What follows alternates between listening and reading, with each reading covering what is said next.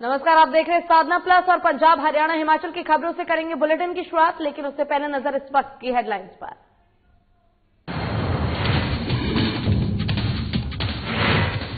हरियाणा के सीएम ने राहगीर कार्यक्रम में लिया हिस्सा। मनोहर लाल खट्टर ने छोटे बच्चों के साथ बिताया समय। पेंटिंग कार्यक्रम में भी हो शामिल। राज्यसभा में कृषि मंत्री नरेंद्र तोमर पर साधा निशाना। देश में चल रहे आंदोलन को लेकर हुई चर्चा। सांसद दीपेंद्र हुड्डा ने जताई नाराजगी। लोकसभा सांसद संजय भाटिया ने की प्रेस कॉन्फ्रेंस। भाटिया ने केंद्र बजट को बताया जनहितैषी। कहा किसानों का दुख समझते हैं पीएम मोदी।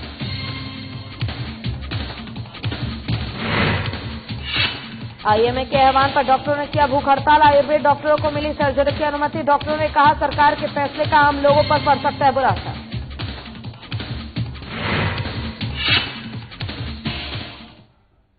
चलिए शुरुआत करेंगे खबरों से। हरियाणा के मुख्यमंत्री मनोहर लाल खट्टर ने राहगीर कार्यक्रम में शिरकत की।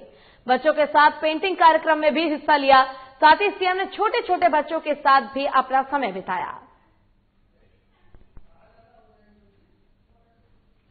हरियाणा के मुख्यमंत्री मनोहर लाल खट्टर ने राहगीर कार्यक्रम में शिरकत की। बच्चों के साथ पेंटिंग कार्यक्रम में भी मुख्यमंत्री मनोहर लाल खट्टर ने हिस्सा लिया। साथ ही सीएम ने छोटे छोटे बच्चों के साथ अपना समय बिताया है।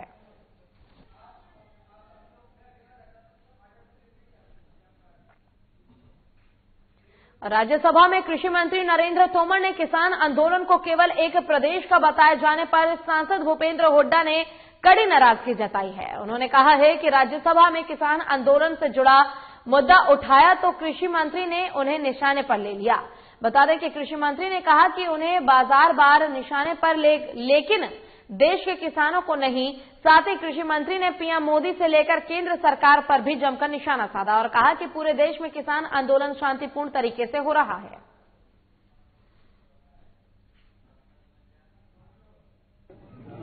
शहीद अमित समोता सेकेंडरी डाट मुल्तान बटालियन से, जिन्होंने हमारे देश के लिए अपना सर्वोच्च न्यौछावर कर दिया आपकी और हमारी सुरक्षा के लिए। आज ये नस्मता पूरा देश उनको याद करता है। हमें गर्व है अपने भाई जिन्होंने हमारा सबका नाम इतना रोशन किया। और करनाल लोकसभा सांसद संजय भाटिया ने केंद्र बजट को लेकर प्रेस कॉन्फ्रेंस की। भाटिया ने केंद्र बजट को जनहितैषी बताया। साथ ही कहा कि आजादी के बाद पहली बार किसी सरकार ने बेहतरीन बजट पेश किया है। आपको बता दें कि संजय भाटिया ने प्रधानमंत्री नरेंद्र मोदी की तारीफ करते हुए कहा कि पीएम मोदी ने किसानों का दुख अच्छे से समझा है। और संजय भाटिया ने कहा कि किसान चाहते हैं कि कृषि कानून में कुछ बदलाव किसानों की भावना को देखते हुए भी किया जाएगा। आजादी के बाद आज तक इस तरह का बजट नहीं आया। ये अलग टाइप का बजट था। सबसे पहली बात तो ये डिजिटलाइजेशन था। पहली बार ये बजट डिजिटल पेश हुआ। दूसरी बात, कोई नया टैक्स नहीं लगा इस बजट के अंदर, जबकि कोरोना काल में ये सोचा जा रहा था कि कोई ना कोई कोविड के नाम पर टैक्स लगेगा, कोई ना कोई लोगों के ऊपर बोझ पड़ेगा। और करनाल में हरियाणा के मुख्यमंत्री मनोहर लाल ने 24 परियोजनाओं का शिलान्यास किया। वहीं कृषि कानून पर विदेशी सेलिब्रिटीज के ट्वीट पर सीएम ने कहा कि ये अशोभनीय है और ये हमारा मामला है, हम सुलझा लेंगे।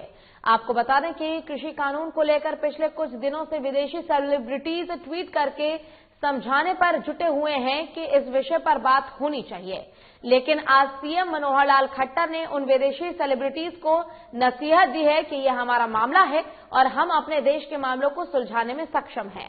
साथ ही कहा कि एक लोकतंत्र है और इसमें बाहरी लोगों का दखल अंदाजी करना अशोभनीय है। किसी भी देश के व्यक्ति को दूसरे देश के आंतरिक मामलों में हस्तक्षेप नहीं करना चाहिए। ये एक इंटरनेशनल नियम है, मैं इसकी निंदा भी करता हूं। किसान हमारे हैं, संसद हमारा है, देश हमारा है और कानून हमारा है और हम इस मामले को सुलझा लेंगे।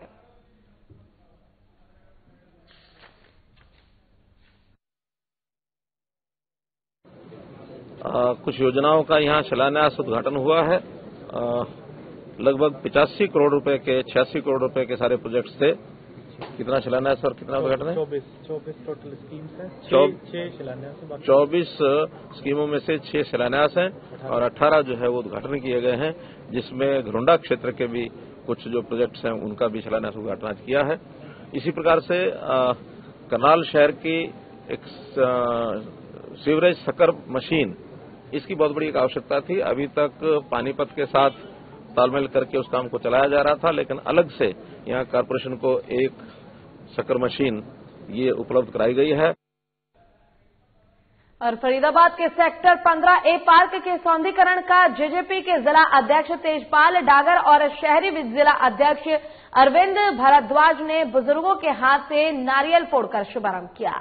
वहीं इस मौके पर सेक्टर 15A के गणमान्य लोग भी मौजूद रहे। इस मौके पर जिला अध्यक्ष तेजपाल डागर ने बताया कि डे प्लान के करीब 1.25 करोड़ रुपए विकास कार्यों के लिए उप मुख्यमंत्री दुष्यंत चौटाला ने मंजूरी दी है, जिसमें से करीब 10 लाख रुपए की लागत से इस पार्क का सौंदर्यीकरण किया जाएगा। जननायक जनता पार्टी की तरफ से सबसे पहली शुरुआत जो 15 सेक्टर A के पार्क में हो रही है, इसमें उप मुख्यमंत्री दुष्यंत चौटाला जी के द्वारा डी प्लान में जो हमारे को पैसा दिया गया है, उसके माध्यम से आज पहली हमारी शुरुआत इस पार्क से द्वारा की जा रही है। ये हमारा जो सेक्टर 15A का पार्क है, ये काफी दिन से इसमें थी दिक्कत कि इसमें डेवलपमेंट का काम पेंडिंग था। उसके लिए यहाँ वेलफेयर एसोसिएशन की तरफ से और नलिन हुड्डा जी जो हमारे यूथ के अध्यक्ष हैं शहरी, उनकी तरफ से ये मांग थी कि यहाँ पार्क का पुनर्निर्माण किया जाए, डेवलपमेंट किया जाए। इस वजह से दुष्यंत चौटाला जी ने, जो माननीय उप मुख्यमंत्री हरियाणा के, उन्होंने ये पैसा अलॉट किया है। और आईएमए के आह्वान पर डॉक्टरों ने मिक्सोपैथी के विरोध में आज भूख हड़ताल की। दरअसल केंद्र सरकार ने आयुर्वेद चिकित्सकों को सर्जरी की मंजूरी देने का फैसला लिया है, जिसके विरोध में पूरे देश में आईएमए ने जंग छेड़ दी है। बता दें कि 1 फरवरी से आईएमए डॉक्टर स्ट्राइक कर रहे हैं। कुछ दिन पहले सिरसा शहर में कैंडल मार्च भी निकाला गया और आज भूख हड़ताल किया गया है। आईएमए डॉक्टरों का कहना है कि आयुर्वेद के चिकित्सकों को सर्जरी को मंजूरी देना गलत है। केंद्र सरकार का मिक्सोपैथी पर लिया गया निर्णय लोगों के हित में नहीं है। 2 पैथियों को एक में मिला देना ये खतरा हो सकता है और इसका दुष्परिणाम आखिर में समाज को ही भोगना पड़ेगा। आयुर्वेद चिकित्सकों की सर्जरी करने से अनहोनी भी हो सकती है, जिससे लोगों का डॉक्टरों से विश्वास खत्म हो जाएगा। जनहित के लिए मिक्सोपैथी का विरोध किया जाना स्वाभाविक है, जिसको लेकर आईएमए लगातार विरोध प्रदर्शन कर रही है।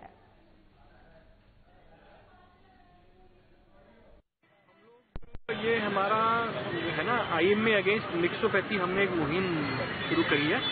जो सरकार ने एक नया लॉ बनाया है कि भी जो आयुर्वेदिक डॉक्टर हैं, बीएमएस डॉक्टर हैं, उनको कुछ सर्जरीज करने की अनुमति दी है, जो 3 से 4 महीने में उनको सिखा के और उनको इसमें हमारी स्ट्रीम में लेके आ रहे हैं। हम इसके अगेंस्ट यहाँ पर आज सारा दिन की जो है ना भूख हड़ताल में बैठे हैं।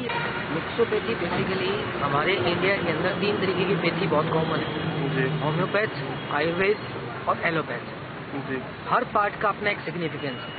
होम्योपैथिक मेडिकेशंस कुछ हद तक आपको मेंटली भी सेटिस्फाई करती हैं, साइड इफेक्ट्स भी कम रहते हैं। कुछ लोगों को होम्योपैथिक मेडिसिन सूट करती है। तो आप होम्योपैथी डॉक्टर को ये कह दें कि तू आयुर्वेदिक दवाई भी लिख ले, तू एलोपैथ भी लिख ले, तू सर्जरी भी कर दे, it's not good for them. और करनाल में हरियाणा के मुख्यमंत्री मनोहर लाल खट्टर ने आज राहगीर कार्यक्रम में हिस्सा लिया। वहीं कार्यक्रम में सीएम बच्चों के साथ खेलते हुए भी नजर आए। कहते हैं बचपन कितना हसीन होता है, जब कोई भी बच्चों को खेलता देखता है तो वो खुद भी बच्चा बन जाना चाहता है। और आज कुछ ऐसा ही करनाल के राहगीर कार्यक्रम में देखने को मिला है। साथ ही सीएम ने सड़क सुरक्षा महीने को लेकर भी सभी को ट्रैफिक नियमों का पालन करने की शपथ दिलाई है।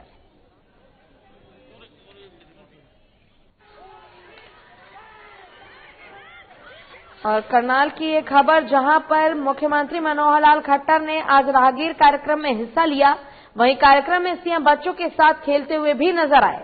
और बचपन कितना हसीन होता है, जब कोई भी बच्चे को खेलते हुए देखता है तो ऐसा वो व्यक्ति भी सोचने लग जाता है। और आज खुद मुख्यमंत्री मनोहर लाल खट्टर राहगीर कार्यक्रम में शामिल हुए। बच्चों के साथ उन्होंने पेंटिंग बनाई, उनके साथ काफी ज्यादा एंजॉय किया। बच्चों के साथ मनोहर लाल खट्टर में भी कहीं न कहीं एक बचपना देखा गया, जिस प्रकार से वो बच्चों के साथ खेलते नजर आए और आज ऐसे ही करनाल के राहगीर कार्यक्रम में देखने को मिला है। साथ ही सीएम ने सड़क सुरक्षा महीने को लेकर सभी को ट्रैफिक नियमों का पालन करने की शपथ दिलाई है।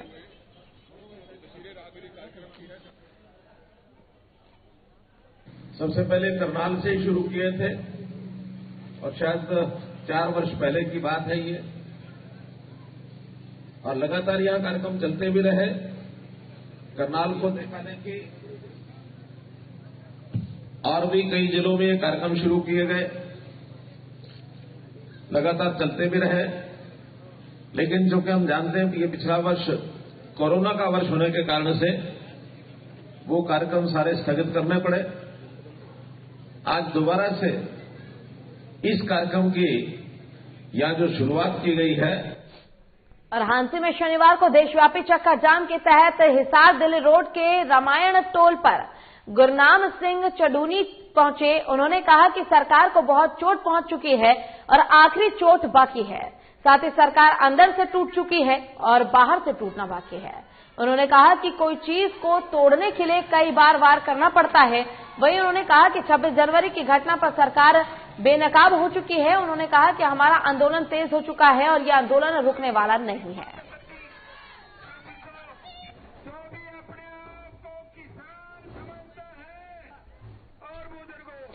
हंसी में शनिवार को देशव्यापी चक्का जाम के तहत हिसार दिल्ली रोड के रामायण टोल पर गुरनाम सिंह चढ़ूनी पहुंचे।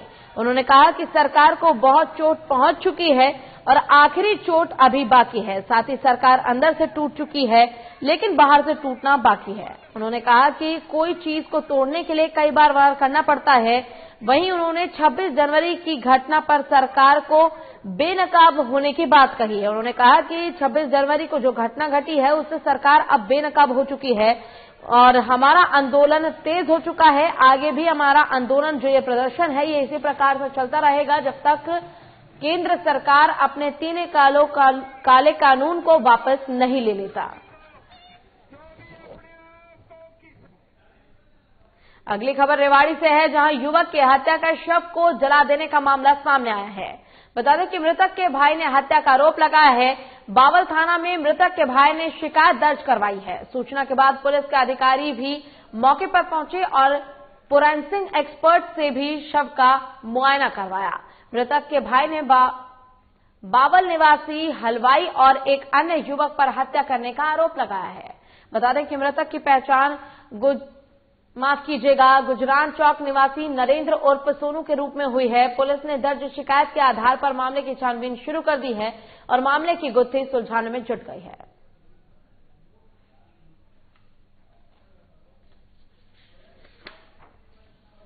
क्या नाम था इसका? नरेंद्र कुमार उर्फ सोनू। पिताजी का नाम? श्री पतराम सेन। अच्छा, कब से लापता है? लापता परसों गए थे जी, काम पे गए थे कि हलवाई साथ हैं, स्टेटमेंट दे रहे हैं कि हम रात को 10 बजे इसको घोर में छोड़ गए थे। हमारा जो वार्ड नंबर 7 है ना, वहाँ घोर एक मोहल्ला मतलब चौथरा है, वहाँ पे इन्होंने छोड़ दिया था।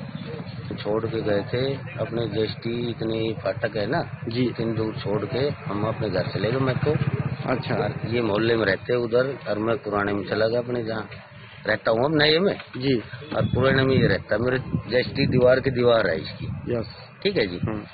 फिर नहीं पता कहाँ गया कहाँ नहीं। चुनाव ये थी कि अज्ञात आदमी की एक डेड बॉडी अनाज मंडी में पड़ी हुई है, कोने में नीचे पेड़ों के पीछे। तो हमारे सचिव साहब और थाने की टीम आ गई थी यहाँ पे। अब वो आइडेंटिफाई भी हो गया है, वो यहीं बावल का रहने वाला एक लड़का है और वो हलवाई के साथ में हेल्पर का काम करता है। तो लास्ट सीन जो रात को 10 बजे वो छोड़ा था वहाँ पे, तो अभी क्योंकि आइडेंटिफाई हो गया है तो प्रयास करेंगे कि ट्रेस भी होगा। और गिदड़बाहा नगर कौंसिल के मतदान के दौरान शिरोमणि अकाली दल के उम्मीदवारों की नामजदगी पेपर रद्द करने पर हल्का गिदड़बाहा के सीनियर नेता हरदीप सिंह ढिल्लों ने अकाली दल के हेड ऑफिस के प्रेस कॉन्फ्रेंस का आयोजन किया और पीसी के दौरान पत्रकारों के साथ बातचीत करते हुए बताया कि सत्ताधारी सरकार के हल्का विधायक राजा वडिंग की तरफ से 2 उम्मीदवारों के पहले पेपर को रद्द कर दिया गया है, जबकि ये तीनों उम्मीदवार अपने अपने वार्डों में चयन प्रचार कर रहे थे और कल पेपर वापसी के लिए एसडीएम ऑफिस में नहीं गए। बताते चले कि एसडीएम ऑफिस की तरफ से बीती रात नोटिस बोर्ड पर लगाई गई लिस्ट के अनुसार वार्ड नंबर 3, वार्ड नंबर 11 और वार्ड नंबर 14 से अकाली उम्मीदवारों और वार्ड नंबर 3 और 10 से आम आदमी पार्टी के उम्मीदवार और वार्ड नंबर 16 से बीजेपी के उम्मीदवार की तरफ से अपने नामजदगी पत्र वापस लिए गए हैं।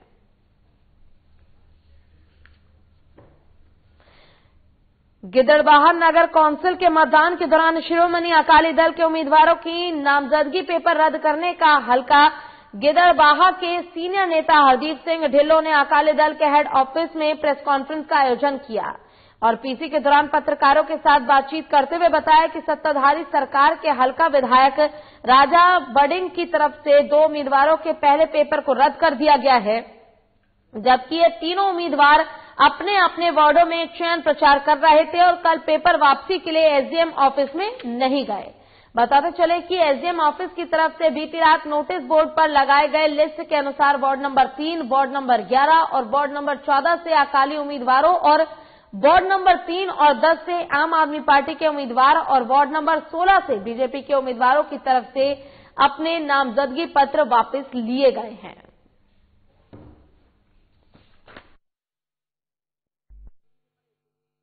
फार्म भर के आया 3 तरीक जी मैं उस तो बाद मैं एसडीएम दफ्तर गया ही नहीं 4 तरीक या 5 तरीक ना मैं वापसी से साइन करके आया। मुझे मैंने सवेरे अज पता लगे भी तेरे फार्म वापसी हो गए। किस तरह पता लगे?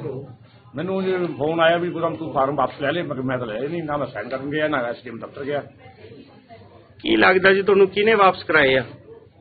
ਇਹ ਦੂਜੀ ਆਪੋਜੀਸ਼ਨ ਪਾਰਟੀ ਨੇ ਕਰਾਏ ਆ। ਮੈਂ ਵਧੀਆ ਕੱਲ ਵੋਟਾਂ ਮੰਗਣ ਗਏ ਆ ਜੀ, ਅਸੀਂ ਕਾਗਜ਼ ਭਰੇ ਆ। ਐਸਡੀਐਮ ਸਾਹਿਬ ਨੇ ਮੇਰੀ ਨੋਹ ਦੇ ਇਨਕਵਰੀ ਦੇ ਭਰੇ ਸੀ ਜੀ ਵੀ ਤੁਸੀਂ ਨਹੀਂ ਆਉਣਾ, ਤੁਹਾਡੇ ਸਹੀ ਆ ਕਾਗਜ਼, ਤੇ ਇਹ ਆਉਣਗੇ ਜਿਨ੍ਹਾਂ ਨੇ ਆਪਾਂ ਇਨਕਵਰੀ ਦੇ ਭਰੇ, ਤੁਹਾਡੇ ਸਾਰੇ ਠੀਕ ਆ ਕਾਗਜ਼। ਬਸ ਉਸ ਦਿਨ ਤੋਂ ਮੈਂ ਉੱਥੇ ਨਹੀਂ ਗਈ। ਤੁਹਾਨੂੰ ਕਿਵੇਂ ਪਤਾ ਲੱਗਿਆ ਜੀ ਵੀ ਤੁਹਾਡੇ ਫਾਰਮ? ਸਾਨੂੰ ਸਵੇਰ ਪਤਾ ਲੱਗਿਆ ਜੀ ਇਹਨਾਂ ਨੇ ਵਾਪਸ ਲੈ ਲਏ, ਸਾਨੂੰ ਇਸ ਤਰ੍ਹਾਂ ਬਦਨਾਮ ਕੀਤਾ। और गुरुद्वारा डेरा बाबा दूधाधारी का माहौल गर्म हो गया है। जब पिछले साल गुरुद्वारा प्रबंधक कमेटी के अध्यक्ष के खिलाफ कई ग्राम सभाओं और पुरानी समिति के पदाधिकारियों ने धरना दिया। आपको बता दें कि गुरुद्वारा साहिब को दोनों प्रबंध समितियों ने अपनी अध्यक्षता के लिए सिरपाओं को चुना और प्रार्थना की, जिसके बाद माहौल काफी तनावपूर्ण हो गया। वहीं गुरुद्वारा डेरा बाबा दूधाधारी देश विदेश की संगीतों की भक्ति से जुड़ा हुआ है और संगतों से भी भक्ति से जुड़ा हुआ है और इस जगह पर लाखों रुपए का चढ़ावा चढ़ाया जाता है। गुरुद्वारा डेरा बाबा दूधाधारी का माहौल गर्म हो गया है। जब पिछले साल गुरुद्वारा प्रबंधक कमेटी के अध्यक्ष के खिलाफ कई ग्राम सभाओं और पुरानी समिति के पदाधिकारियों ने धरना दिया। आपको बता दें कि गुरुद्वारा साहिब की दोनों प्रबंध समितियों ने अपनी अध्यक्षता के लिए सिरपाओं को चुना और प्रार्थना की, जिसके बाद माहौल काफी तनावपूर्ण हो गया। वहीं गुरुद्वारा डेरा बाबा दूधाधारी देश विदेश की संगतों की भक्ति से जुड़ा हुआ है और इस जगह पर लाखों रुपए का चढ़ावा चढ़ाया जाता है। जी इजलास होया साडे पिंडां 11 पिंडां दा इजलास होया, जिहदे विच सरदार प्यारा सिंह नूं असीं सर्ब संमति नाल प्रधान चुनिया। जिहड़ी पहली कमेटी अपने ओहदा छड्डने नहीं चाहते थे, ਅਸੀਂ ਫਿਰ ਆਪਣਾ ਮਤਾ ਪਾ ਕੇ ਆਪਣੇ ਪੂਰੇ ਇਜਲਾਸ ਦੇ ਵਿੱਚ ਉਹਨੂੰ ਪਿਆਰਾ ਸਿੰਘ ਪ੍ਰਧਾਨ ਬਣਾਤਾ ਸਰਬ ਸੰਮਤੀ ਦੇ ਨਾਲ। ਸਾਡਾ ਪ੍ਰਧਾਨ ਹੁਣ ਸਾਰਾ ਪਿਆਰਾ ਸਿੰਘ ਰਹੇਗਾ। ਕਿਹੜੀ ਜਗ੍ਹਾ ਦੀ ਕਮੇਟੀ ਹੈ ਇਹ? ਜੀ ਬਾਬਾ ਦੁੱਧਾਧਾਰੀ ਜੀ, ਗੁਰਦੁਆਰਾ ਬਾਬਾ ਦੁੱਧਾਧਾਰੀ ਦੀ कमेटी बनी है नवी, पहली कमेटी छड़नी नहीं चाहती थी साहब। और सिरसा जिले को कोरोना मुक्त करने के लिए सोमवार से स्वास्थ्य विभाग मेगा ड्राइव का आयोजन करेगा। बता दें कि नागरिक अस्पताल सहित करीब 15 से 20 जगहों पर टीकाकरण किया जाएगा। वहीं इस अभियान के दौरान दूसरे चरण में पुलिस कर्मचारियों और फ्रंटलाइन वर्कर्स का टीकाकरण किया जाएगा। ये जानकारी नागरिक अस्पताल के civil surgeon doctor Krishan Kumar ने दी है। गौरतलब है कि कोरोना से मुक्ति के लिए वैक्सीनेशन का पहला चरण पूरा हो चुका है। पहले चरण में 6000 से ज्यादा हेल्थ वर्कर्स को सफलतापूर्वक टीकाकरण किया गया और अब दूसरे चरण के दौरान वैक्सीन की डिमांड अचानक बढ़ने के चलते सोमवार को मेगा ड्राइव चलाने का फैसला लिया गया।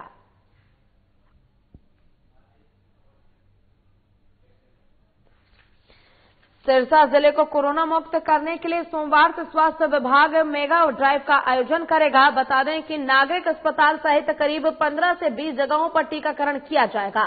वहीं इस अभियान के दौरान दूसरे चरण में पुलिसकर्मियों और फ्रंटलाइन वर्कर्स का टीकाकरण किया जाएगा। ये जानकारी नागरिक अस्पताल के civil surgeon doctor Krishan Kumar ने दी।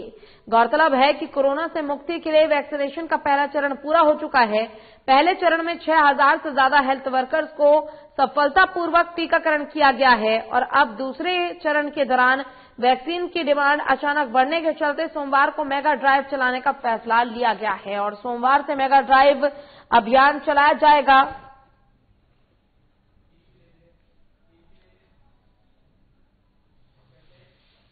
और फरीदाबाद में स्टेट क्राइम ब्रांच और चाइल्ड हेल्पलाइन की टीम ने ओल्ड फरीदाबाद की मार्केट से नाबालिग बच्चों को रेस्क्यू किया है। साथ ही पुलिस ने दुकानदार पर मामला दर्ज कर लिया है। बता दें कि जहां स्टेट क्राइम ब्रांच और चाइल्ड हेल्पलाइन के अधिकारियों ने छापेमारी कर बच्चों को रेस्क्यू कर लिया है। फरीदाबाद में स्टेट क्राइम ब्रांच और चाइल्ड हेल्पलाइन की टीम ने ओल्ड फरीदाबाद की मार्केट से नाबालिग बच्चों को रेस्क्यू किया है। आपको बता दें कि पुलिस ने दुकानदार पर मामला भी दर्ज कर लिया है, जहां स्टेट क्राइम ब्रांच और चाइल्ड हेल्पलाइन के अधिकारियों ने छापेमारी कर बच्चों को रेस्क्यू कर लिया है। अब ओल्ड फरीदाबाद की मार्केट से नाबालिग बच्चों को रेस्क्यू किया गया है और जो दुकानदार है उसके ऊपर मामला दर्ज कर लिया गया है।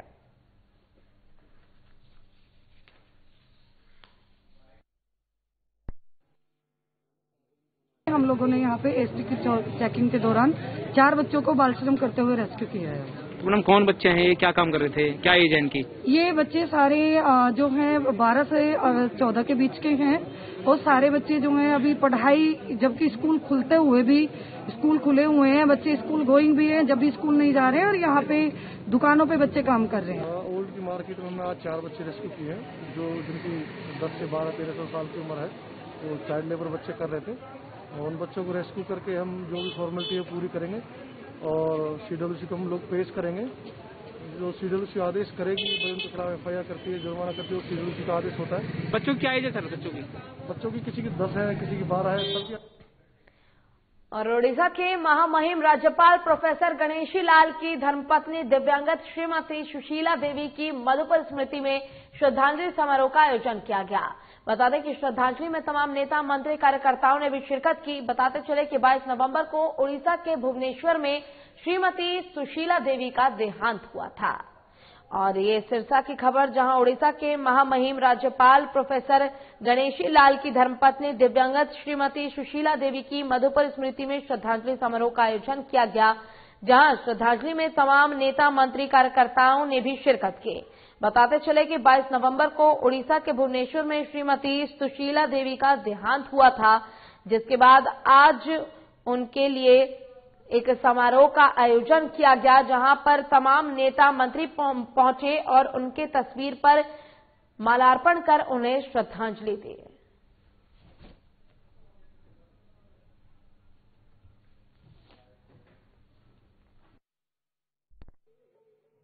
कि देश के राष्ट्रपति महोदय ने, प्रधानमंत्री जी ने इस बालक को राज्य का पाल नहीं, राज्य का बाल बनाकर उड़ीसा प्रदेश में भेजा है। मेरे माता पिता श्री भगवान श्याम प्रभु को, कृष्ण को कहिए और कृष्णा को कहिए, प्रभु जगन्नाथ को कहिए, उनके चरणों में रहते थे। ये भी एक कारण हो सकता है कि मैं उत्कल प्रदेश का बालक बन गया। और अमृतसर पुलिस कमिश्नर के निर्देश पर छेहरटा थाना के अंतर्गत छेहरटा टाउन पुलिस चौकी के प्रभारी रूपलाल ने एक भागे हुए आरोपी को गिरफ्तार किया और चोरी की घटना पर अंकुश लगाने के लिए ड्राइव के एक हिस्से के रूप में उसके पास से 5 चोरी की मोटरसाइकिल बरामद की गई। बता दें कि आरोपी के खिलाफ पहले से ही कई मामले दर्ज हैं। और अमृतसर की एक खबर, जहां पुलिस कमिश्नर के निर्देश पर छेहरटा थाना के अंतर्गत छेहरटा टाउन पुलिस चौकी के प्रभारी रूपलाल ने एक भागे हुए आरोपी को गिरफ्तार किया है और चोरी की घटना पर अंकुश लगाने के लिए ड्राइव के एक हिस्से के रूप में उसके पास से 5 चोरी की मोटरसाइकिल बरामद की गई।